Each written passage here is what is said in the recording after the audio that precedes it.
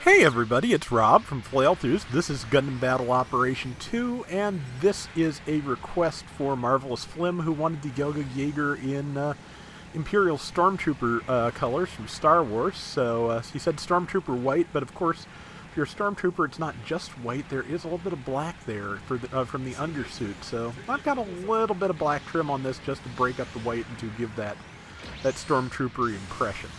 This is an ace match. It is in the desert, which can be a pretty good place for a Gelgoog Jaeger. It's a very mobile support. It moves relatively quickly. It's got a fairly strong beam rifle, and it has some decent backup weapons too. Very strong Vulcans with a decent chance to stun, and some wrist beam guns as well, and really great range. As you can see, I'm trading shots with that person over there, but I am also winning just tremendously. Did about 8,000 damage to them. They did maybe 5 to me at most, so all I have to do... it's a Zuda F, I believe. And yeah, they stuck their nose out, and I cut it off. That is the name of a beam rifle support, pretty much. That is a GUF flight type.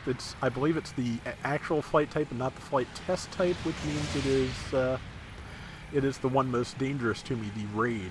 So I need to be careful of that, because it's got the GUF Customs Gatling shield, and that is kind of frightening, honestly. So, got a couple of choice targets. There is one. Yeah, I'm pretty sure I'm going to be the ace here. Again, beam rifle play is my thing. So, got a good shot off on that. Unfortunately, I overheated the rifle to do it, so I'll get an assist. No, didn't even get the assist. Oh well, can't complain too much. I've gotten 2 or 3 good kills already, and I'm doing a pretty good job of not getting myself in too much danger here. So, and beams to you, and you are also dead. GUF flight type is nearly dead. It's probably going to come after me because I'm by myself. I would come after me if the roles were reversed. But I shot him out of the sky, so I'm feeling pretty good about all this. With the entire enemy team locked down for a little bit, locked down to death in fact, it's a good time to get a little bit of light repair and take the point. Don't want to do too much repair because I do fully expect them to start with long-range fire here. And sometimes when I'm getting back in my mobile suit, I get disoriented and look towards the wrong base. It's a bad habit, but it just happens. I think is that a mobile suit? Not sure. I think it might just be terrain. Either way, the G4 and I both hit that person at the same time, so they just got, rocked pretty hard. And didn't overheat, but also didn't hit anything. Yeah, beam rifles are all about heat management, and sometimes you have to take that extra shot and overheat if you really want to get a kill, but sometimes it's best to just wait. And I have been getting a little bit too aggressive lately, especially when I've been in a bad mood, but a good beam rifle round is always an exercise in patience and caution, and that is, I think, when I'm at my best. So I can do more aggressive suits, and you will hopefully see me doing them soon. Some decent stuff coming up. I may have run one of the rounds I'm talking about by the time you see this, because I'm thinking about doubling up on a day or 2 here, but we'll see what happens. I'm down to 4,300 points. So far, this is extremely one-sided. I may actually be the first killed on our team. They've got us surrounded pretty well. I'm trying to just work on their long-range support, because that's the best thing I can probably do right now. But I also kind of need to get back before said long-range support destroys me. So let's move back towards back here where I am slightly protected from the long-range folks, and see if I can get a good shot in to help my team. And there's a shot there. And following up the wrist beams, but somebody did get a line on me. And as you can see, they're starting to cut into us pretty well, because it's we've all been running since the beginning of the round, as you could see, it took them this long to get any kills. So a lot of us were running low on health. Number 2 there probably just spawned back in. We may as well wait to sortie together if we can. I'm surprised no one has sent the tell, neither me nor anyone else on the team. But that's why I'm holding, because going in there on all alone, not the best idea. G4 Gundam has the kit to both protect itself at short range and do a pretty good job of fighting at long range, so that is not a bad thing, and it's hanging back, so it's in a pretty good position for itself. As it is, I am the ace. I waited for the team to spawn in. I've got a couple of choice targets. There's one, and there's a kill for whatever 3 times 450 is. You just saw it, but it's, again, I do a lot of my voiceover at 1 a.m. anymore because that's when everybody's asleep and it's quiet in the house, and I have 2 minutes to think if my brain is not already asleep. And the one thing the Gelgoog Jaeger does not have is a dodge roll.